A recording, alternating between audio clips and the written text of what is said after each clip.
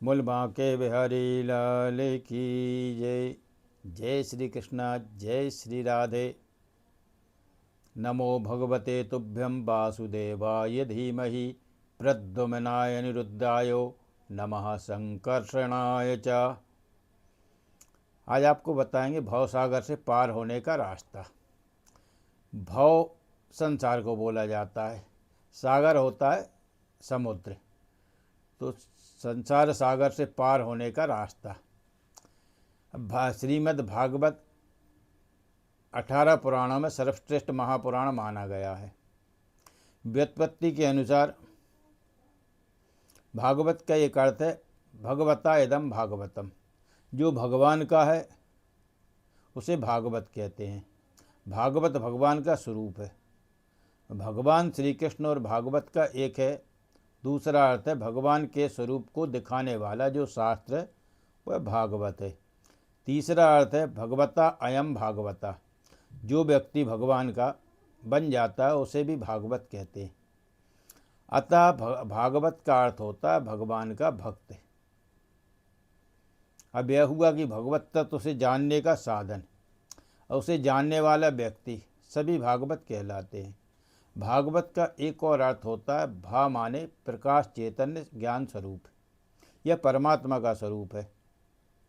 ऐसे परमात्मा को जानने का, उनके समीप पहुंचने का साधन भी तो चाहिए। इसलिए दूसरा अक्षर आया है गा। गा का अर्थ होता है जानना या जाना। गा गम धातु का प्रयोग इन दोनों अर्थों में होता है। हमें भगवान के पास पहुंचना है। यद्यपि भगवान हमारा अपना स्वरूप ही है। अब अपना स्वरूप कैसे है? हर जीव में जीवात्मा है, परमात्मा आत्मा है, ईश्वर अंश जीव अविनाशी। तो ईश्वर के ही हम अंश हैं, तथापि अभी हम उनसे बहुत दूर हैं।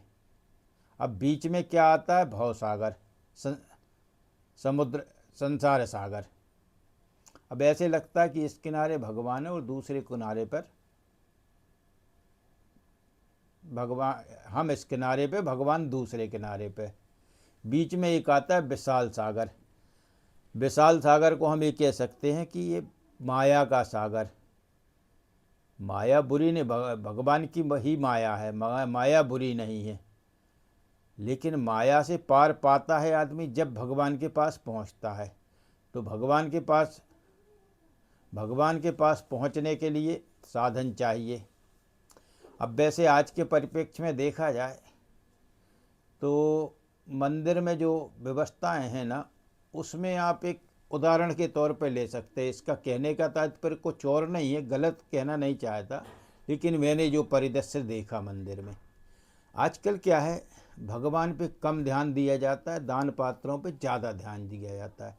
दान पात्र को बड़ा सजाया जाता है। आजकल तो ट्रांसपेरेंट दान पात्र रखने लगे, जैसे कांच का दान पात्र। अब जब भक्त जाता है तो सीधे उसकी नज़र जाती है दान पात्र पे। अब दान पात्र जब ट्रांसपेरेंट कांच लगा होगा तो उसमें क्या व्यक्ति को दिखेगा? तो व्यक्ति क्या हुआ, भगवान से परे होकर वो माया में चला गया। क्योंकि वो लगाते हैं, क्योंकि आज सोच बदला गई है।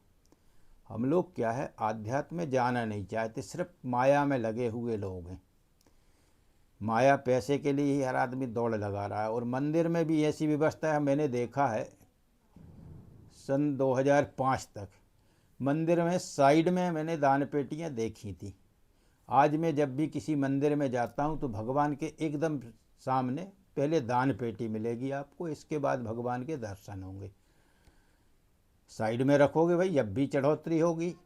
लेकिन लोगों का सोच ये है कि भाई ज़्यादा पैसा आएगा, हम भगवान के सामने रखेंगे। तो वहीं माया में फंस गए। अब आपको माया से पार पाना है। तो माया से पार पाने के लिए आपको क्या करना पड़ेगा? अब आपने भा का शब्द, भा माने भगवान हो गया, गा माने ज्ञान हो गया। अब आता है बा। बा का मतलब होता है बर। बर का मतलब होता है श्रेष्ठ। जैसे आपने कार्डों में पढ़ा होगा, बर बधू, ये श्रेष्ठ। क्या करते हैं? श्रेष्ठ को ढूंढते हैं। तो बा का मतलब हो गया बर श्रेष्ठ। अब आखिरी अक्षर आता है ता। ता माने होता है तरणी। तरणी का तात्पर्य है तरणी माने नौका। अब आपने क्या जाना? भगवान, ज्ञान, वर, तरणी। अब जब आपको श्रेष्ठ तरणी चाहिए, जिसमें कि भाई कोई छिद्र वगैरह ना हो, जिससे पानी अंदर ना जाए, नहीं तो डूब जाओगे। अब वो डूबना नहीं चाहिए, इससे आपको श्रेष्ठ चाहिए। कौन चाहिए? मल्लाह चाहिए। उसको खेने वाला है। साधारण भाषा में बोलें तो जो मल्लाह नाव चलाते हैं वो होता है खेने वाला। अब आपको खेने वाला कौन चाहिए? श्रेष्ठ वक्ता चाहिए। तो श्रेष्ठ वक्ता के लिए आप खुद खोजेंगे तो ज़्यादा अच्छा होगा, क्योंकि एक तो श्रेष्ठ वक्ता जिसको श्लोकों का ज्ञान हो, अन्य विषयों का भी ज्ञान हो, 3 घंटे की कथा नहीं, उसको ज्ञान हो। तो ज्ञान होगा तो आप भी सुनेंगे, सुनने में भी अच्छा लगेगा। तो अच्छा वक्ता हो, अच्छा पाठ करने वाला हो तो आपका मोक्ष पक्का है, क्योंकि जब आपका मूल पाठ अच्छा होगा, आपका वक्ता अच्छा होगा, तो सारी विधाएं अच्छी होगी। और जब आप सुनेंगे अच्छे से तो अच्छा कर्म भी करेंगे। आज क्या है, कई लोग क्या करते हैं, इकट्ठा पैसा दे देते हैं। भाई ना तो आपने ब्राह्मण की पूजा की कभी, व्यास जी की पूजा हो गई, ब्राह्मण की पूजा कभी हुई नहीं। जब तक ब्राह्मणों की पूजा नहीं होगी, कोई भी आप धार्मिक कार्य कर रहे हैं, तो आजकल क्या है, कुछ बोलना नहीं चाहिए लेकिन होने लगा है, पैकेज वाले सिस्टम चल गए। पैकेज वाला सिस्टम मेरे हिसाब से ठीक नहीं है। तो ये सब चीज़ें तो अलग विषयांतर्गत हो गई, लेकिन आपको यह ध्यान रखना कि श्रेष्ठ वक्ता चाहिए, जिसको श्लोकों का भी ज्ञान हो, श्रेष्ठ मूल पाठ करने वाला हो। इससे ही मुक्ति होगी, क्योंकि भागवत का अर्थ है भक्ति, ज्ञान, वैराग्य। पहले भक्ति, ज्ञान, वैराग्य। भाई भक्ति करोगे, पहले ज्ञान आएगा। जब ज्ञान प्राप्त होगा तो आपका भक्ति में मन लगेगा। भाई जब तक आप जानोगे नहीं किसी चीज़ को तो आप कैसे मानोगे? आप मंदिर गए, आपने माना कि ये भगवान है, तो आपका मन लगा प्रणाम करने के लिए। और जब आपने भक्ति बढ़ जाती है तो आपको वैराग्य पैदा होने लगता है। तो ये संसार सागर से, भव सागर से पार होने का ये सरल तरीका है। अब भागवत शुरू कहाँ से होती है? जन्माद्यस्य, जन्म से।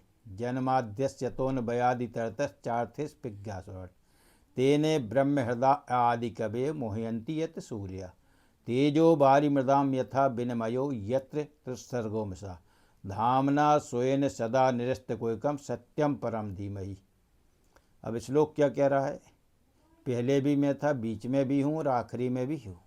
सत्य, सत्य क्या है? परमेश्वर का स्वरूप है। अब जन्म से शुरू होके समाप्त कहाँ जा रही है? नाम संकीर्तनम यस्सो सर्व पाप प्रणाशनम प्रणामो दुख समन तम नमामि हरिम परम। कहाँ जा रहे हैं आप? हरि के परम धाम में। तो आखिरी श्लोक भागवत का है, नाम संकीर्तनम यस्सो सर्व पाप प्रणाशनम प्रणामो दुख समन तम नमामि हरिम परम।